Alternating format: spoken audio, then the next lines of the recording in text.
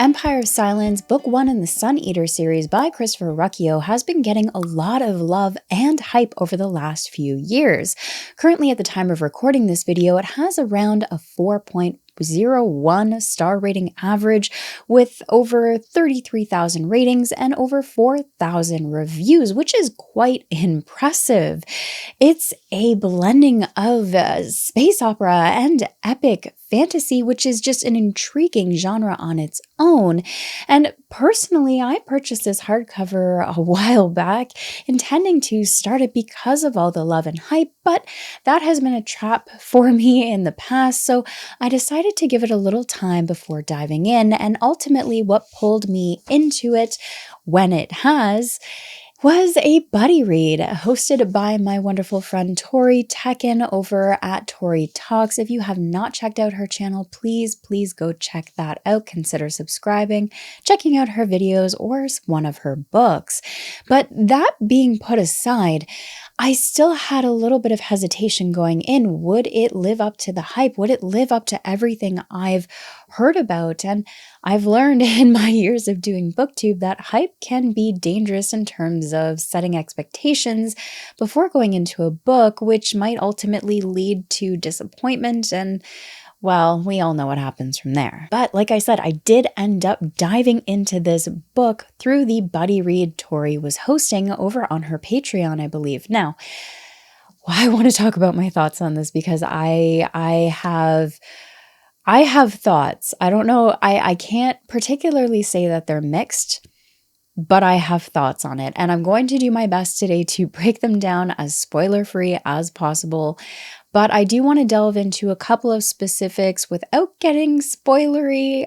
We'll see what happens. But for now, I'm just gonna put this here because it's heavy. Before we dive into my thoughts, though, I want to know: have you read this? What did you think of it? Have you not read it? And if not, why not? Leave your comments below. I would love to hear from you. So, like I mentioned, I was giving myself some space from the book before I dived in. Now, why would I buy it if I was giving myself space? Well, I bought it intending to dive in and then found myself very hesitant to do so. And rather than set myself up for failure, one of the tricks I've learned over the years regarding hype and just my reading experiences when there is a big hype train going on is to simply give space and time. So because of that, my excitement was there, but my apprehension was also there. I decided it was best to give it some time before actually diving in.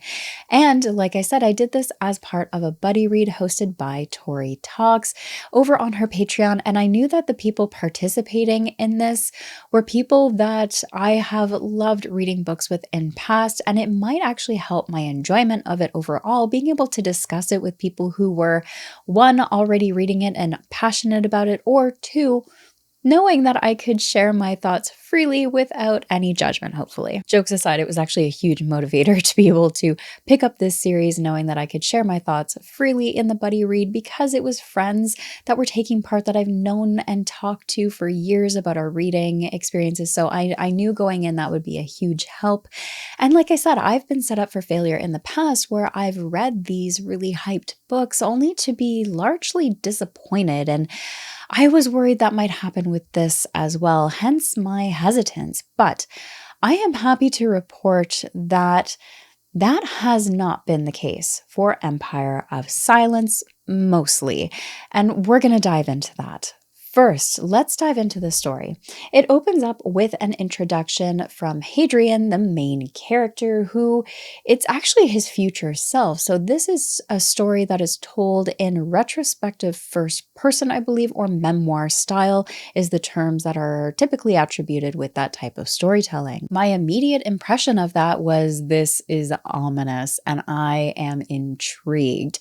I love that concept of a future person telling their story from the beginning because of many reasons, including an unreliable narrator, we don't know, and from that opening introduction from Hrien, he openly admits that he is basically a hero to some and a mass murderer to others. He's done despicable things, and to hear someone a character be that self-aware, but then also want to tell you their story themselves, sets me up for a lot of suspicion on the character's part. Can we trust the character? Can we trust this narrator telling us their story?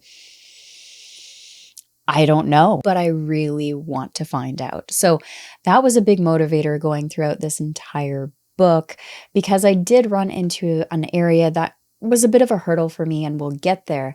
But after that introduction from Hadrian's future self, we then delve in back into time to Hadrian's life, essentially the starting point of this entire arc. And it's his journey as a Palatine's son in Delos, I believe. And Hadrian himself, to me, came across as a naive, entitled, and rash young man, but has some compassion to him as well, and somehow he ends up finding himself into trouble more often than not. And to understand this a little bit better, Hadrian is the son of a leader to an empire that spans stars. I don't think I've processed how big the empire is that his father leads yet, but think of a caste system, and Hadrian and his family are right on the top. A system where blood and breeding determine status, and Hadrian is the oldest of 2 children within that family, which leads Hadrian to believe, between his grooming and his birthright, he is next to lead, although his father has different plans. When Hadrian finds out his father's plan to send him off to a religious order that would essentially turn him into a torturer, Hadrian runs. From the start of this story, I both liked and disliked Hadrian's character. I found his internal struggles with being groomed and trying to live up to the expectations that he believes are there for him, being the next in line to lead this vast and massive empire. But knowing that he is not his father is cool, calm, emotionally detached. And Hadrian, because he has that semblance of compassion, doesn't quite fit that. There's another aspect to him that also made this internal conflict interesting, which is he's a bit of a dreamer, and he has a passion for scholarly studies and philosophy as well. So he dreams of being a scholar, wanting to follow in the footsteps of his own beloved tutor, who is a scholar himself and has essentially been teaching Hadrian since he was a child. And that combination with the dreamer aspect, I loved that conflict. I loved all of that. It was very intriguing, a very gripping way to be pulled into the story for me. And I mean, while Hadrian is book smart, he kind of lacks smarts in other areas, street smarts, if you will.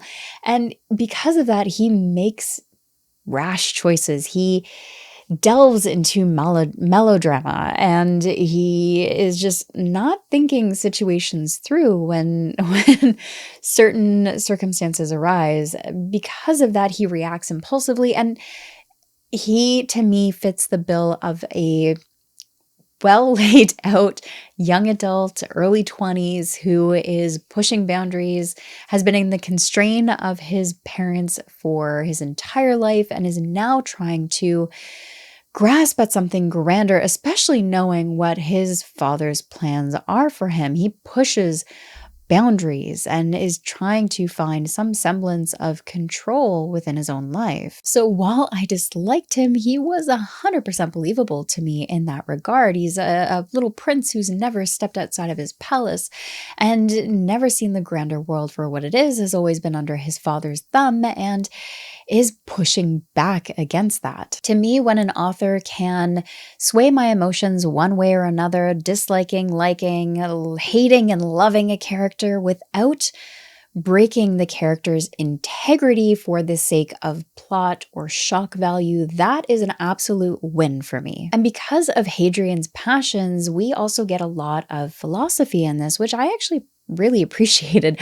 I love when a novel of any kind of fiction isn't afraid to incorporate philosophical ideas, concepts, or challenge the reader in that way. There's quite a few quotes and moments in this that I actually recognized from Stoicism, and it kind of added an interesting perspective to the world building as a result, because these are people who essentially Hadrian references a lot of the earlier years of humanity's history in Rome, and those early massive influences like Marcus Aurelius. And for me, that added a lot of depth to the world building as well, knowing that Earth has been long abandoned, and yet a mark of our world, our history, remains with these people. In fact, many of the spots that I ended up tabbing in this book are a lot of those references, those quotes, those philosophical moments that I wanted to be able to go back and reference.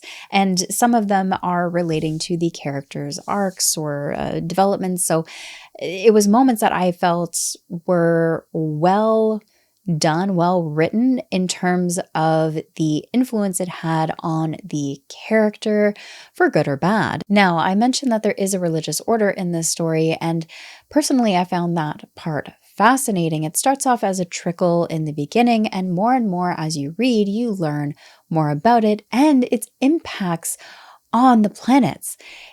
It's not just one planet, it's everywhere.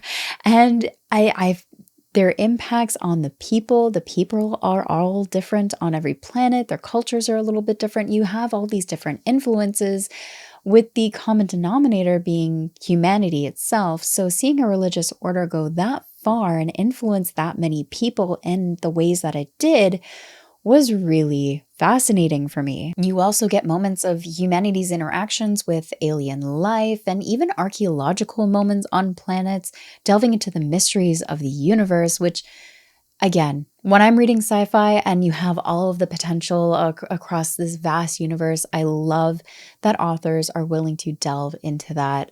I appreciated that so much. And it looks like there's also modification of human genomes, caste systems, and you have different forms of prison that's explored in this in terms of themes as well.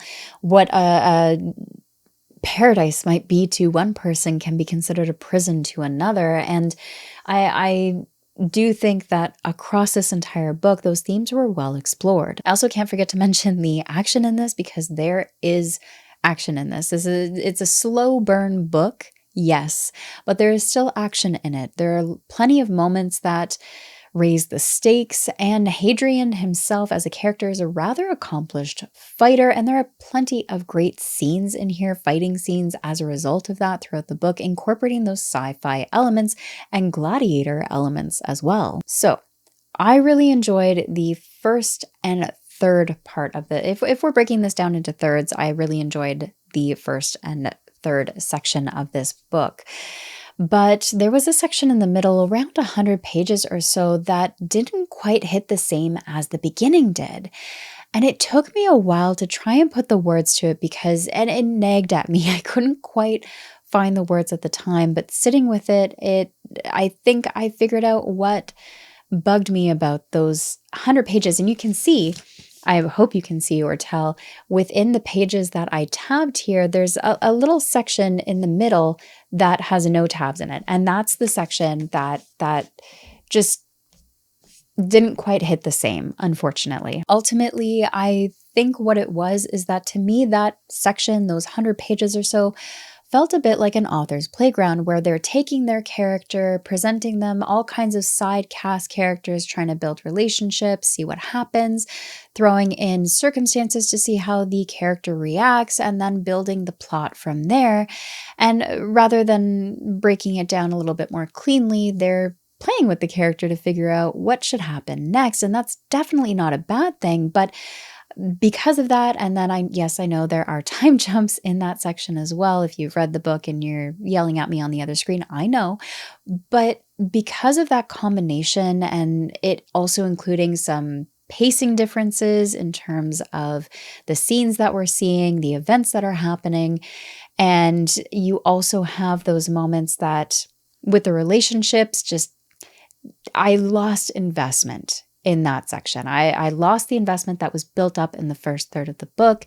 Not to say it was poorly written. Those things had to happen for the most part for Hadrian's character and the plot to develop, but how it was done is what lost my investment. That being said, after that section and the final third of this book, let's say, it recaptured my investment. It recaptured my intrigue. I appreciate how the author ended up bringing some of those elements within those 100 or so pages that didn't quite work for me back to Hadrian's character, pulling some lessons forward for him, developing his character as a result, and tying it neatly together. That makes me appreciate how he directed the book, because if it had gone another way, I think from that point it would have been a flop for me. But in this case, how the author pulled it all together, keeping in mind this is a debut for the author as well.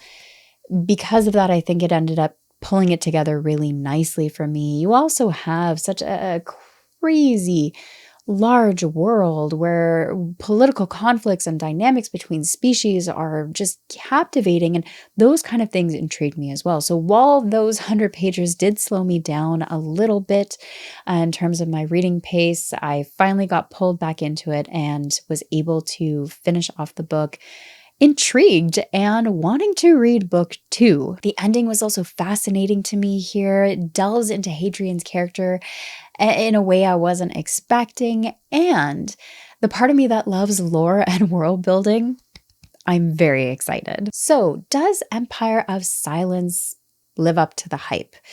Overall, yeah, I'd say for the most part, it was a solid character study, setting the stage for a tale of epic proportion. And as far as a debut book goes, this is incredible. And like I said earlier, you also have that level of unknown with the memoir style writing, that narrator that's unreliable. Can I trust Hadrian? I don't know, but I want to find out. Now, something I want to clarify is that I do think a lot of the hype for this Empire of Silence, it's mostly for the series, the Sun Eater series. I think a lot of the hype comes from the series itself. This is a slow burn character study, if you will. And because of that, this is the kind of series where fandoms will praise it the longer they stay in the series. It's not just because this is an incredible debut and an incredible kickoff to a massive series. I think a lot of the hype has been earned because of long-standing readers of the series who are getting different experiences from books 2, 3, 4, and so on. So for me, this does deserve love. It does deserve more readers, but at the same time, I do think a lot of the hype that people who haven't started the series yet are hearing about are for the series overall so far. So yes, overall, I enjoyed this. I did have my moments that I did not work for me. Overall, it does have that setup book feel because it is book 1 in a series. It's a slow burn with a character that is unlikable at times and frustrating at others. So I would love to know, I know those aspects can be barriers for some readers. So if you have been on the fence and you've stayed to the end of this video, if you've been on the fence about reading this series, I would love to know, did this video change your mind? To me, the best way to find out if a book is for you is to try and decide for yourself. And that is the most important thing I think readers can take away for any book or series. Try and find out for yourself.